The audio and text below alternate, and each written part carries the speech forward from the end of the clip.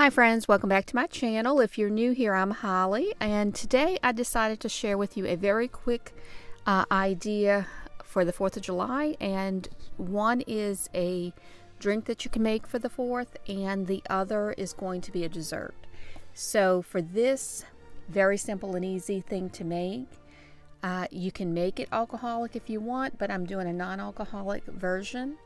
So very simple things that you need. I'm using a pina colada mix and cranberry apple juice and a Powerade Zero Sugar. Now I do change this out in the video and I'll show you why in a little bit. Some ice and just some glasses or something that you can use, and you want it to be able to see it, so make sure it's a clear glass, not like a tumbler or something that's colored or anything. You want it to be a clear glass. Now the sugar content is very important to make this drink to where it will turn out correctly, and as you can see, this is in the 20s for the sugar content, and the pina colada one has around 50, I believe. So then that's the one that needs to go first, then the cran apple would go second, and then the least amount of sugar would have been the Powerade. Now I'm going to show you why I'm changing this out. I wanted this to be red, white, and blue for the layers to be that way. Now I added the red first, but not thinking, okay, well that's the lower, that has a medium sugar content. Now it says to add more ice to the top. That was somewhat of a mistake also. As you can see, it rose.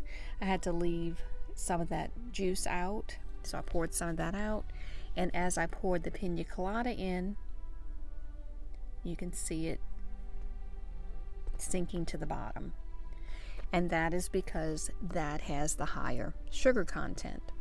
Now I thought, okay, well that's not bad. I'll continue to add. I'll add the blue next, and it'll just be in a different order, but it'll still have that look for the 4th of July. The only problem with that is this blue is just not dark enough. So it's a very light blue, so you don't really see it. So I decided in this next part, this is how to make it. Put the pina colada mix first. Whatever you're using that has the higher sugar content, put that first. Then add some ice cubes, and do not add it all the way up, but you need to have enough to pour the next juice over that, because you don't want to pour it directly onto the other one. So as you pour slowly, it'll give you that layer. And then I added another juice, Gatorade, but a darker color. It is not sugar-free, but it did stay on top, so it does have the look with the red, white, and blue. It's just not in the order that I wanted it in. And then all you have to do is just add a straw to this and enjoy it, because it did taste really, really good. But like I said, if you can find, if you want to do it in the order of red, white, and blue, then you need to find a sugar content that's a little bit more than the pina colada.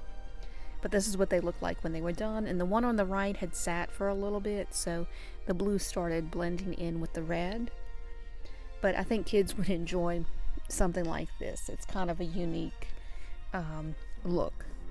Now for this second thing that I made, which I think most people know how to make a poke cake, this one's like a red, white, and blue one, and I've only made these before with just one color, I guess, one jello color or flavor, but you would need a white cake mix, and I'm using the strawberry. You can use any red jello, instant jello, and they didn't have, I wanted the blue raspberry, they didn't have that, so I'm using the berry blue.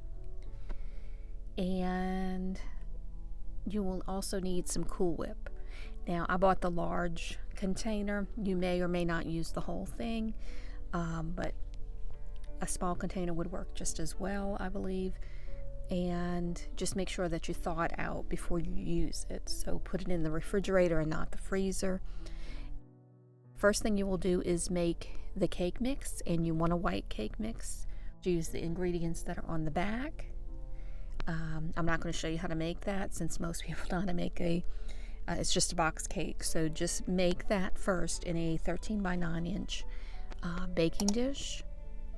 And then once you have that done, I usually let it cool, and then I take a wooden spoon and I use the handle of it, and I just poke holes all the way across, and you can just make lines or rows.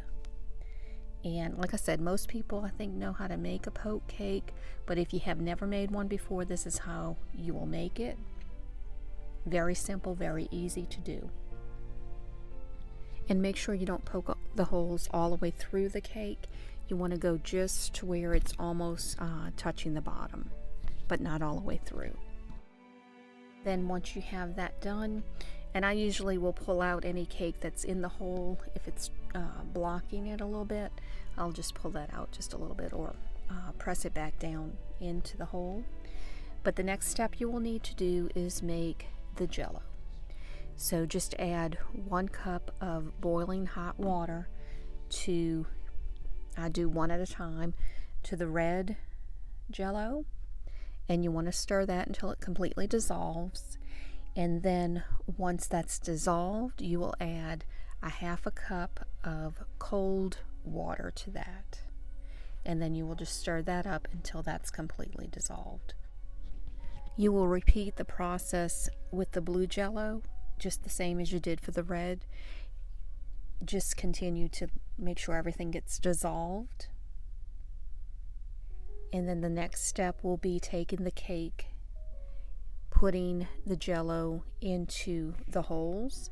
Now this is a little different. Usually I'm used to doing one like flavor, and I usually just pour it over the entire cake and get it into the holes and everything.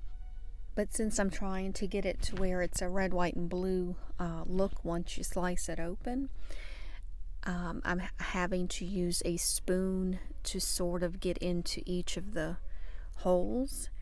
But I'm going to skip every row. I'm going to do the red first, and I'm going to skip in between. So the ones that I skip, I will go back and put the blue jello in. And some of it will get into the holes. That's okay. I'm not, like I said, I'm not worried about it being perfect. But you can definitely use other methods if you wanted to try to get it into the holes completely without it, running into the other ones where you're going to put the blue instead of the red, that type of thing. You can use a little icing bottle, like that's used for, they're little clear icing bottles that you can use for chocolates and things. When you melt chocolate, it has a little nozzle on it, so you can do that. I just went with just using the spoon and just hope for the best. So then you would take the Cool Whip and just spread it across the cake. Now once that's done, and I decided to just add sprinkles to it, so it's red, white, and blue, the little sprinkles, and some red, white, and blue stars, candy stars that are in that little container. And if you want, you can also do this with strawberries and blueberries to make a flag, but I just decided we like the sprinkles, so I'm going to go ahead and do that. And once that's done, put it in the refrigerator overnight to let everything set up. And this is what it looks like when it's done. It has red on one side and blue on the other, because it's the rows that you've made. And then you can see as you cut it, it will have the red, white, and blue sort of look. Now I didn't space mine as much, so you don't see the white as much, but you still get the idea that it's a 4th of July cake. And I always find that poke cakes are always very moist because of that jello, so they really are delicious. So you need to try it if you have never made one. But I hope that you enjoyed this video. If you did, please give it a thumbs up. If you're interested in seeing more videos like it, please click that subscribe button and the notification bell. That will notify you when I post new videos. I hope everyone has a blessed, safe, and happy 4th of July, and I will see you in the next one. God bless y'all.